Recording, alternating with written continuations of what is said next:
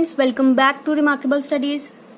आज की इस वीडियो में हम फंड फ्लो स्टेटमेंट चैप्टर का सबसे इम्पॉर्टेंट टॉपिक जो है वो पढ़ने जा रहे हैं, जिसमें हम कैलकुलेट करते हैं फंड्स फ्रॉम ऑपरेशंस और फंड्स लॉस्ट इन ऑपरेशंस। बहुत ही इम्पॉर्टेंट पॉइंट है ये इस चैप्टर का। जैसे मैंने आपको अपनी फर्स्ट वीडियो में बताया था कि इस चैप्टर को हमने 3 पॉइंट्स में सॉल्व करना है।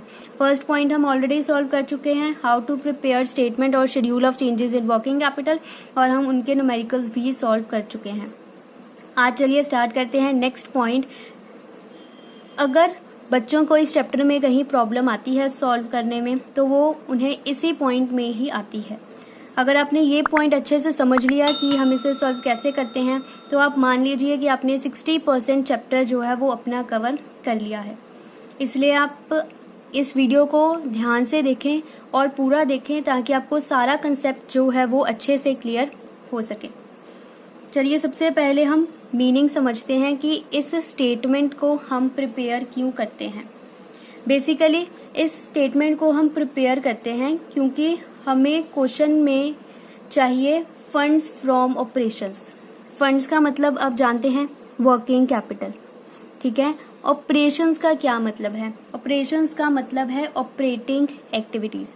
ऑपरेटिंग एक्टिविटीज का मीनिंग भी आप जानते हैं, आपने कैश फ्लो चैप्टर में पढ़ा होगा। वो सारी एक्टिविटीज जो हमारे कोर बिजनेस से रिलेट करती हैं, उन्हें हम बोलते हैं ऑपरेटिंग एक्टिविटीज। हमें सिर्फ हमारे ऑपरेटिंग एक्टिविटीज से जो वर्किंग कैपिटल मिली है, हमें सिर्फ वही अमाउंट चाहिए, वो हम कैलकुलेट करते हैं। हमारे पास एक फिक्स्ड फॉर्मेट है, ठीक है। जब हम उसके थ्रू कैलकुलेशन करते हैं, अगर हमारा फाइनल आंसर पॉजिटिव में आता है, it means we calculate funds from operations. अगर हमारा आंसर पॉजिटिव है, ठीक है, पॉजिटिव।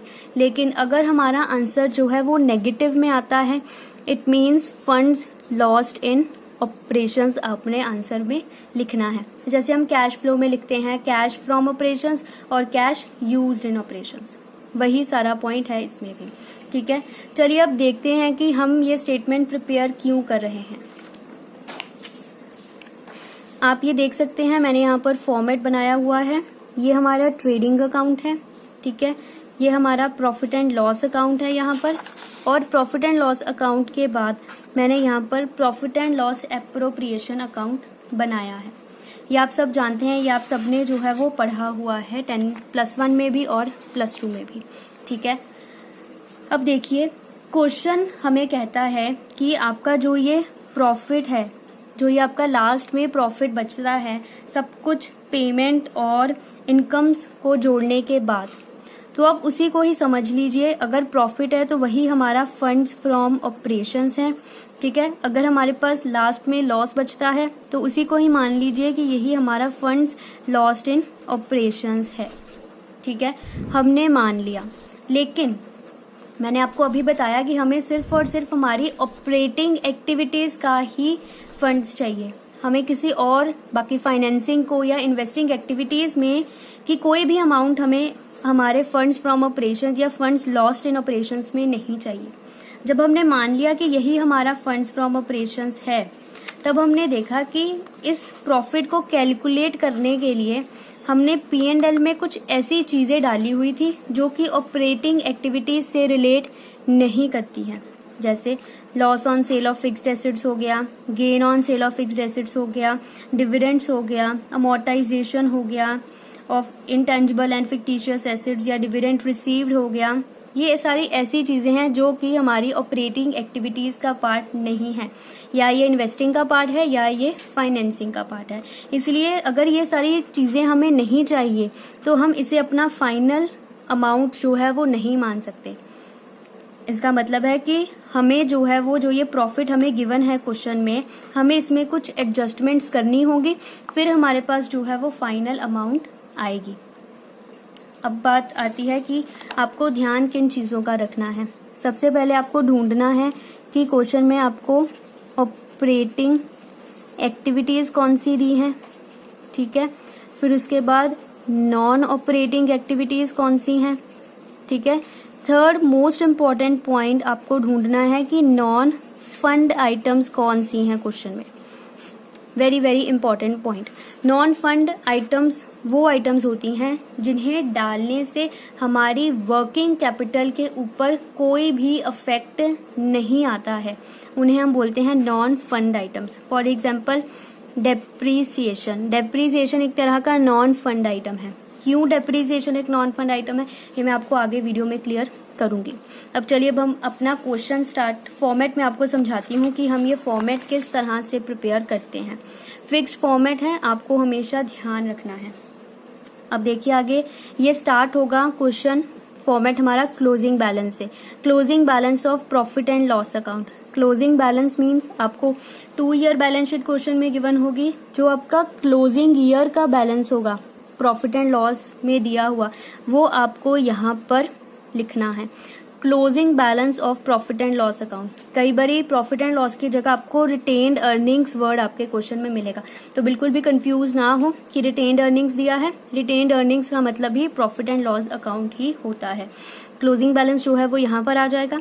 उसके बाद जैसे जैसे मैं आपको समझाती जाऊंगी वैसे वैसे आप इसे अपनी कॉपीज पर नोट करते जाएं ताकि आपको सारी चीजें जो हैं वो क्लियर होती जाएं। आगे देखिए हमने ऐड करना है non fund and non operating expenses. ठीक है, इन्हें हमने ऐड क्यों करना है, क्योंकि जब हमने ये प्रॉफिट कैलकुलेट किया है, ठीक है, उस वक्त हमने सभी एक्सपेंसेस को डेबिट किया है। डेबिट मीन्स माइनस किया हुआ है। अगर हमने इनका इफेक्ट खत्म करना है तो हमें जो है वो इनका रिवर्स इफेक्ट डालना पड़ेगा। इट मीन्स हमें इन्हें प्लस करना पड़ेगा ताकि जो इनका इफेक्ट है वो निल हो सके। ठीक है, अब देखिए मैंने यहाँ पर कुछ हेड्स बनाए हैं, ये 6 हेड्स हैं। आपको हमेशा जब भी ये स्टेटमेंट सॉल्व करनी है आपको इन 6 हेड्स को हमेशा ध्यान में रखना है। आपको अगर कोई भी अमाउंट आएगी फिल करने के लिए तो आपको इन्हीं 6 हेड में ही कहीं ना कहीं उसे फिल करना है, तो आप इसे हमेशा ध्यान रखें। अब देखिए इसमें सबसे पहले पॉइंट आता है डेप्रीसिएशन का। अब देखिए मैंने आपको अभी बताया कि जो डेप्रीसिएशन है वो एक नॉन फंड आइटम है। कैसे, देखिए डेप्रीसिएशन को हमने एज अ एक्सपेंस शो किया अपनी डेबिट साइड पर, लेकिन हमने डेप्रीसिएशन जो है वो किसी को भी पे नहीं की है। हम डेप्रीसिएशन किसी को पे नहीं करते हैं, हम सिर्फ इसे P&L में शो करते हैं कि ड्यूरिंग द ईयर हमारी इतनी जो मशीनरी थी वो डेप्रीशिएट हो गई इतनी अमाउंट से। हम डेप्रीसिएशन किसी को पे नहीं करते हैं। जब हमने कोई चीज़ किसी को पे नहीं की है तो इट मीन्स कोई भी फ्लो हमारे बिजनेस में नहीं हुआ है। मैंने आपको बताया था कि कुछ ट्रांजैक्शंस बिजनेस में ऐसी होती हैं जिनमें कोई भी फंड्स फ्लो नहीं करते हैं, उन्हीं में से एक आइटम डेप्रीसिएशन है।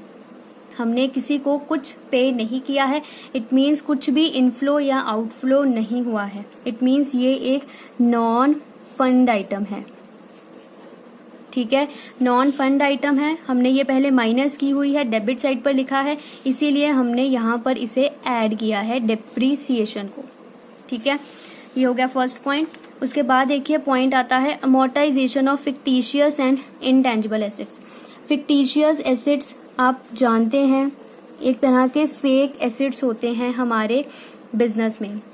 फिक्टिशियस एसेट्स में जैसे हम इंक्लूड करते हैं हमारे जो प्रिलिमिनरी एक्सपेंसेस होते हैं, ठीक है, या एडवर्टाइजमेंट, सस्पेंस वगैरह, या फिर discount on shares and debentures. ये सारे फिक्टिशियस एसेट्स की कैटेगरी में आते हैं। आपको पता है कि at the end of the year जो है वो हम अपने फिक्टिशियस एसेट्स को राइट ऑफ कर देते हैं और हम इन्हें P&L में डेबिट साइड पर शो करते हैं to amortisation of fictitious assets. ये जो है फिक्टिशियस एसेट्स ये हमारे ऑपरेटिंग एक्टिविटीज का पार्ट नहीं है, ये नॉन ऑपरेटिंग एक्टिविटीज की कैटेगरी में आते हैं। इसीलिए हमें ये नहीं चाहिए हमारे फंड्स फ्रॉम ऑपरेशंस में, इसीलिए हमने इन्हें यहाँ पर जो है वो ऐड बैक कर दिया है, हमने इन्हें वापस से ऐड कर दिया है, क्योंकि ये पहले माइनस हुए थे, इसलिए हमने इन्हें दोबारा से ऐड कर दिया। सेम ट्रीटमेंट जो है वो हम इनटेंजिबल एसेट्स का करते हैं। हमें पता है इनटेंजिबल एसेट्स में हम इंक्लूड करते हैं हमारी गुडविल होती है, कॉपीराइट्स होते हैं, या फिर हमारे पेटेंट्स होते हैं। एट दी एंड अगर हमारे इंटेंजिबल एसेट्स की वैल्यू डिक्रीज हो रही है तो हमें इन्हें राइट ऑफ करना होता है। अब जो ये इंटेंजिबल एसेट्स हैं ये इन्वेस्टिंग एक्टिविटीज का पार्ट है, ये ऑपरेटिंग एक्टिविटीज का पार्ट नहीं है, इसीलिए हमें ये नहीं चाहिए फंड्स फ्रॉम ऑपरेशंस में, इसलिए हमने इनको दोबारा से ऐड कर दिया है। उसके बाद थर्ड पॉइंट आता है appropriation of retained earnings. Appropriation of retained earnings का मीन्स है जो हम रिजर्व्स क्रिएट करते हैं अपने बिजनेस में। हम कितने तरह के रिजर्व्स क्रिएट करते हैं, जर्नल रिजर्व हो गया, कोई सिंकिंग फंड रिजर्व हो गया, या फिर कोई कंटिजेंसी रिजर्व हो गया, या फिर हम डिविडेंड इक्वलाइजेशन रिजर्व क्रिएट करते हैं। ऐसे और भी कितने सारे रिजर्व्स होते हैं जो हम अपने बिजनेस में क्रिएट करते हैं। अब रिजर्व्स आप जानते हैं हम हमेशा एप्रोप्रिएशन अकाउंट में प्रिपेयर करते हैं। ये मैंने यहाँ पर लिख दिया टू फंड, या जो भी रिजर्व मैं क्रिएट करना चाहती हूँ अपने बिजनेस में। अब ध्यान दीजिए, जब हम रिजर्व क्रिएट करते हैं हमने इन्हें डेबिट साइड पर शो करते हैं, ठीक है, लेकिन हम रिजर्व्स की किसी को पेमेंट नहीं करते हैं। इट मीन्स पैसा बिजनेस से बाहर गया ही नहीं, हमारे पास जितना प्रॉफिट था उसमें से कुछ अमाउंट हमने फ्यूचर के लिए रख लिया। मीन्स पैसा जो है वो बिजनेस में ही घूम रहा है, ना बिजनेस के अंदर आया है ना बिजनेस के बाहर गया है। इट मीन्स कोई भी फ्लो यहाँ पर नहीं हुआ है। इट मीन्स जो फंड्स होते हैं ये भी एक तरह की नॉन फंड आइटम की कैटेगरी में ही आते हैं। ये नॉन फंड भी है, और जो ये रिजर्व्स होते हैं ये नॉन ऑपरेटिंग एक्टिविटीज की कैटेगरी में भी आते हैं। इट मीन्स ये दोनों आइटम्स हैं, नॉन फंड भी है और नॉन ऑपरेटिंग आइटम भी है। अब हमने इन्हें डेबिट साइड पर शो किया था तो हम माइनस किए हुए थे मतलब, और अब हम इन्हें जो है वो वापस से ऐड कर देंगे क्योंकि हमें ये हमारे प्रॉफिट में नहीं चाहिए, ठीक है, इसीलिए हमने इन्हें यहाँ पर दोबारा से ऐड कर लिया है।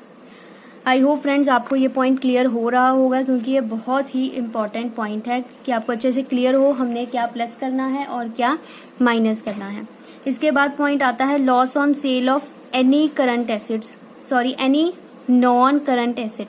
अगर हमने कोई भी नॉन करंट एसेट बेचा है, कोई भी हो सकता है, प्लांट एंड मशीनरी हो सकता है, लैंड एंड बिल्डिंग हो सकता है, फर्नीचर हो सकता है, या फिर हमारी कोई भी इन्वेस्टमेंट हो सकती है। अगर आपने कोई भी नॉन करंट एसेट बेचा है और उसके ऊपर कोई भी आपको अगर लॉस हुआ है तो हमें उसे भी यहाँ पर ऐड करना है। देखिए जो लॉस होते हैं वो हम P&L में डेबिट साइड पर जो है वो शो करते हैं। हमने एसेट को बेचा, उसके ऊपर प्रॉफिट या लॉस हो गया, बिजनेस में कोई ना कोई फ्लो जरूर होगा, तो इट मीन्स ये फंड आइटम है। लेकिन जो फिक्स्ड एसेट से रिलेटेड कोई भी ट्रांजैक्शन होती है वो इन्वेस्टिंग एक्टिविटीज का पार्ट बनती है। इट मीन्स जो ये ट्रांजैक्शन है लॉस ऑन सेल ये नॉन ऑपरेटिंग है, ये ऑपरेटिंग की कैटेगरी में नहीं आती है, ये इन्वेस्टिंग एक्टिविटीज का पार्ट है। इट मीन्स हमें इसे भी दोबारा से एडजस्ट करना होगा, इसीलिए हमने इसे यहाँ पर जो है वो दोबारा से ऐड किया है, क्योंकि हमें ये हमारे ऑपरेशंस में नहीं चाहिए, ठीक है। यहाँ तक आई होप आप सबको क्लियर हो गया होगा। आगे पॉइंट आता है डिविडेंड का। डिविडेंड का भी बहुत ही इम्पोर्टेंट पॉइंट है। डिविडेंड में हम दो तरह के डिविडेंड की बात करते हैं, एक होता है इंटरम डिविडेंड, दूसरा होता है प्रपोज्ड डिविडेंड। ये मैं आपको पहले ही प्रपोज डिविडेंड के बारे में बता चुकी हूँ कि प्रपोज्ड डिविडेंड का हम दो तरह से ट्रीटमेंट करते हैं, या हम इन्हें as a current liability treat करते हैं या हम इन्हें नहीं करते हैं। अगर हमने इन्हें as a current liability treat किया है तो ये सिर्फ और सिर्फ schedule of changes in working capital में ही आएंगे और इनका कहीं भी ट्रीटमेंट नहीं होगा। इनका दूसरा ट्रीटमेंट क्या है, अगर हमने इन्हें as a current liability treat नहीं किया है उसके ऊपर मैं एक सेपरेट वीडियो बनाऊंगी, उसमें मैं आपको ये सारा क्लियर करूंगी कि हम इसे किस तरह से ट्रीट करते हैं। इसके लिए हमें एक अकाउंट जो है वो प्रिपेयर करना पड़ता है। इंटरम डिविडेंड का पॉइंट भी मैं आपको एक सेपरेट वीडियो में जो है वो क्लियर करूंगी। सो अभी के लिए आप ध्यान रख लीजिए, अगर डिविडेंड्स हैं आपको क्वेश्चन में तो आप उन्हें भी आपको यहाँ पर एडजस्ट करना होगा, क्योंकि जो डिविडेंड्स हैं वो फाइनेंसिंग एक्टिविटीज से रिलेट करते हैं, ऑपरेटिंग एक्टिविटीज से रिलेट नहीं करते हैं। इसके बाद पॉइंट आता है प्रोविजन फॉर टैक्सेशन का। इसका भी सेम पॉइंट है जो प्रपोज्ड डिविडेंड का है। इसकी भी मैं एक सेपरेट जो है वो वीडियो बनाऊंगी और आपको ये उसमें अच्छे से क्लियर हो जाएगा। अभी के लिए आप इतना ही ध्यान रख लीजिए, अगर हमने प्रोविजन फॉर टैक्सेशन को as a current liability treat नहीं किया तभी हम इसे यहाँ पर फिल करेंगे। ये बात हो गई हमने क्या क्या चीजें प्लस करनी है। आई होप फ्रेंड्स आपको ये सारी बातें अच्छे से क्लियर हो गई होंगी, हमने इन्हें कैसे सॉल्व करना है। चलिए अब बात करते हैं हमने क्या क्या चीजें माइनस करनी है। माइनस हम करते हैं non fund and non operating incomes को। इनकम्स जो होती हैं वो हम क्रेडिट साइड पर शो करते हैं प्रॉफिट एंड लॉस अकाउंट के, और यहाँ भी हमें जो है वो इन्हें स्पेसिफाई करना होगा कि ये किस किस एक्टिविटीज की जो है वो इनकम्स हैं। अगर ये ऑपरेटिंग की इनकम्स हैं तभी ये फंड्स फ्रॉम ऑपरेशंस में आएंगी, अदरवाइज हमें इन्हें भी जो है वो इस प्रॉफिट में से बाहर निकालना पड़ेगा। मैंने यहाँ पर इनकम्स के लिए भी अलग से ये 5 हेड्स बनाए हैं जो आपको हमेशा ध्यान में रखने हैं। फर्स्ट है profit and gain on sale of non current assets. ऊपर हमने पढ़ा अगर कोई भी लॉस हुआ है हमें नॉन करंट एसेट्स की सेल पर तो हमने उसको भी ऐड करना है, क्योंकि वो जो है वो इन्वेस्टिंग एक्टिविटीज का पार्ट है, ऑपरेटिंग का नहीं है। इसी तरह से अगर हमें कोई प्रॉफिट हो जाए, प्रॉफिट हम P&L में क्रेडिट साइड पर एज अ इनकम शो करते हैं, लेकिन ये इनकम जो है वो इन्वेस्टिंग एक्टिविटीज की इनकम है, ये ऑपरेटिंग एक्टिविटीज का पार्ट नहीं है, इसलिए हम इसे माइनस कर देंगे, क्योंकि ये ऑलरेडी P&L में हमने प्लस की हुई है। इसका फैक्ट खत्म करने के लिए हमें इसे माइनस करना पड़ेगा।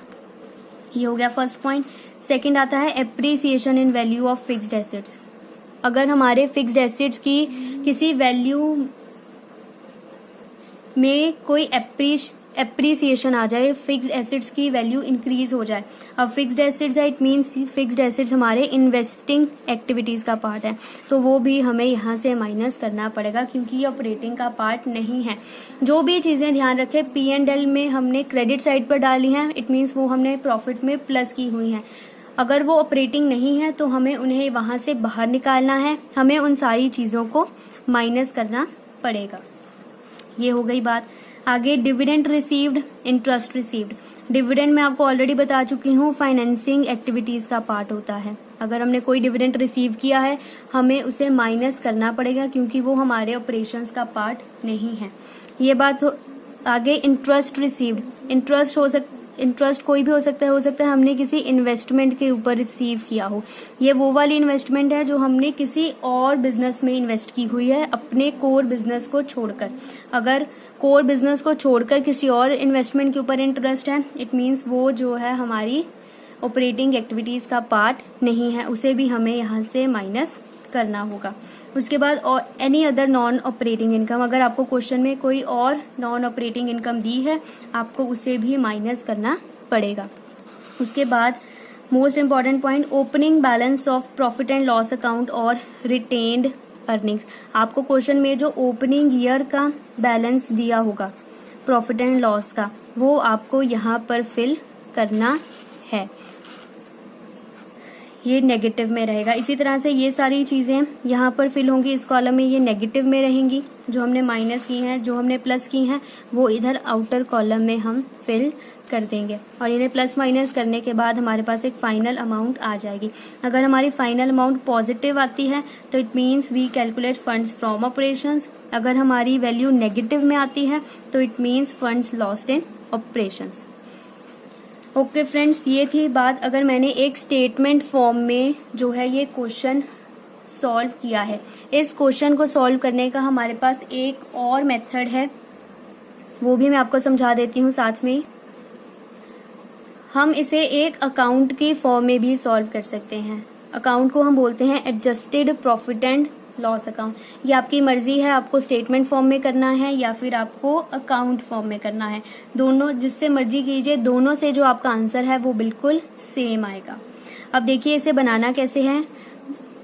By opening balance, of profit and loss. Opening balance means जो आपको ओपनिंग ईयर में P&L का बैलेंस दिया होगा वो आपको यहाँ पर फिल करना है, ठीक है। उसके बाद जितनी भी चीजें हमने अभी जो फॉर्मेट पढ़ा हमने उसमें ऐड की दोबारा से, जैसे depreciation, amortisation, appropriation, loss on sale of fixed assets, dividends, provision for taxation, ये सारी चीजें हमने जो है वो डेबिट साइड पर लिखनी है, 2 वाली साइड पर, ठीक है। उसके बाद जो सारी चीजें हमने माइनस की हैं, gain on sale of fixed assets, dividend receive, interest receive, ये सब कुछ हमने क्रेडिट साइड पर लिखना है। उसके बाद 2 closing balance of profit and loss, ये जो आपको क्लोजिंग ईयर का बैलेंस गिवन होगा बैलेंस शीट में वो आपको यहाँ पर फिल करना है। आप इन सब की भी अमाउंट्स जो है वो यहाँ पर फिल कर दें, ठीक है।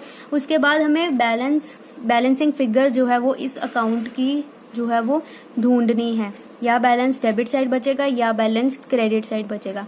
अगर तो डेबिट साइड बैलेंस बचता है तो वो होता है 2 फंड्स लॉस्ट इन ऑपरेशंस। अगर बाय वाली साइड आपका डिफरेंस बचे तो वो होता है बाय फंड्स फ्रॉम ऑपरेशंस।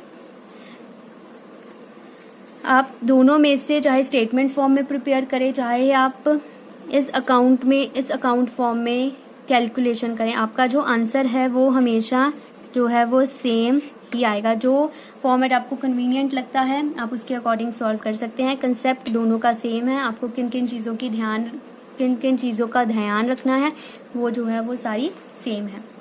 चलिए फ्रेंड्स, इस वीडियो को यही खत्म करते हैं। आई होप आपको ये कंसेप्ट क्लियर हो गया होगा। इससे जो नेक्स्ट वीडियोस होंगी हम उनमें इस पॉइंट के जो है वो कुछ न्यूमेरिकल क्वेश्चन सॉल्व करेंगे, ताकि आपके जो डाउट्स रह गए होंगे वो अच्छे से क्लियर हो जाएं और आपको समझ आ जाए कि हमें ये फॉर्मेट सॉल्व कैसे करना है।